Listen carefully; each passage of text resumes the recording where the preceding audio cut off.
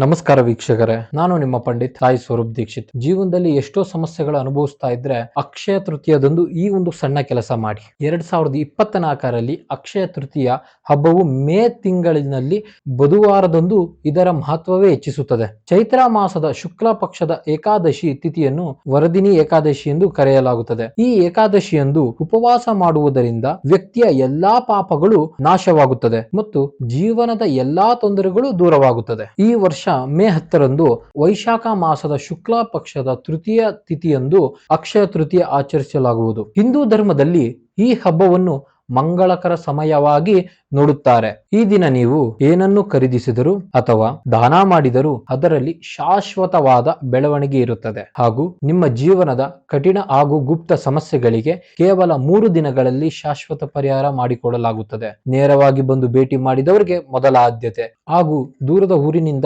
ಬರಲು ಸಾಧ್ಯವಾಗದೆ ಹೋದರೂ ಫೋನಿನ ಮುಖಾಂತರ ಪರಿಹಾರ ತಿಳಿಸಬಹುದು. ಹಿಂದೆ ಕರೆ ಮಾಡಿ. ನಿಮ್ಮ ಒಂದು ಕರೆ ನಿಮ್ಮ ಜೀವನದ ದಿಕ್ಕನ್ನೇ ಬದಲಾಯಿಸುತ್ತದೆ. ವಿಶೇಷ ಸೂಚನೆ: ಪ್ರತಿ ಗುರುವಾರದಂದು ಶ್ರೀ ಶಿರ್ಡಿ ಸಾಯಿಬಾಬಾರವರ ಭಸ್ಮ ಪ್ರಸಾದವನ್ನು ನೀಡಲಾಗುವುದು ಹಾಗೂ ಮಕ್ಕಳಿಗೆ ಬಾಲಗ್ರಹ ಯಂತ್ರವನ್ನು ಕಟ್ಟಲಾಗುತ್ತದೆ.